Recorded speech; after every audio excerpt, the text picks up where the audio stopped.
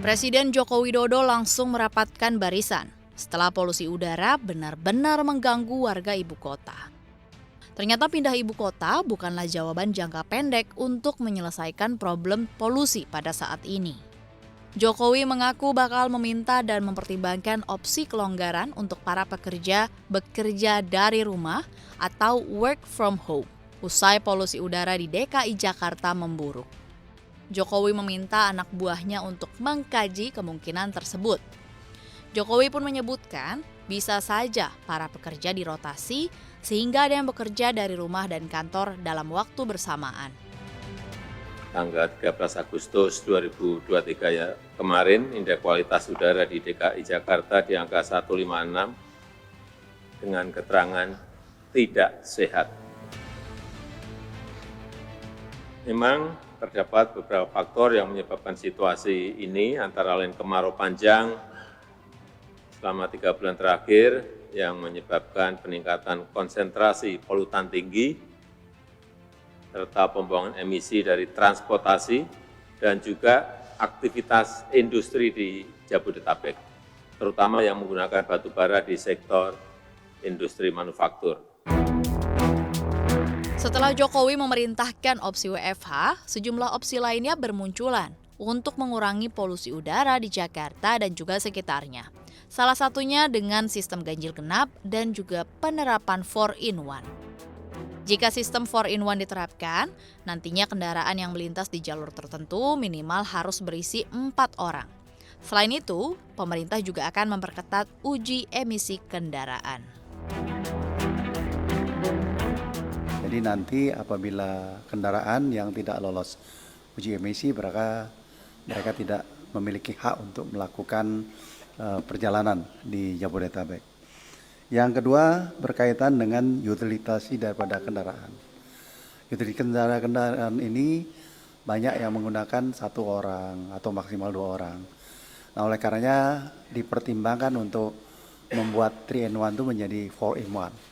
Jadi katakanlah mereka yang dari Bekasi, dari Tangerang, dari Depok, mereka bersama-sama ke kantor, gantian mobilnya. Soalnya kan yang banyak kendaraan yang lama begitu, maka dilakukanlah pengaturan dengan baku mutu emisi kendaraan.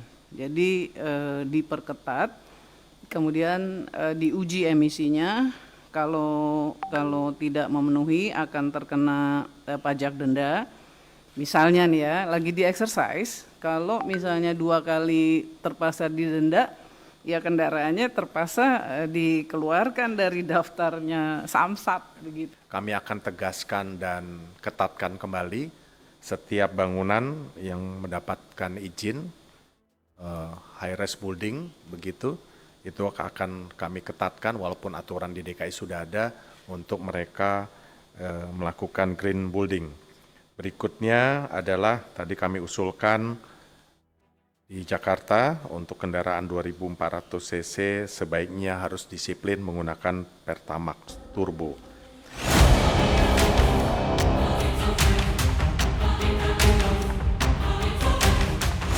Ide-ide tadi cukup bagus ya, dan tentu saja kita harapkan dapat memperbaiki kualitas udara dengan cepat, terutama di DKI Jakarta. Tapi itu solusi jangka pendek. Pertanyaan selanjutnya, bagaimana dengan solusi jangka panjangnya? Pengamat transportasi publik Azaz Tigor Nenggolan berpendapat, transportasi umum yang terintegrasi bisa menjawab masalah polusi udara yang ada saat ini. Polemiknya adalah masyarakat di Jakarta dan sekitarnya akan memilih menggunakan transportasi umum layaknya di Jepang jika fasilitasnya ada. Namun faktanya, kondisi saat ini transportasi umum kita belumlah terintegrasi. Semua masih berdiri sendiri-sendiri sehingga masyarakat sebagai konsumen memilih untuk menggunakan kendaraan pribadi karena akses transportasi yang belum terintegrasi.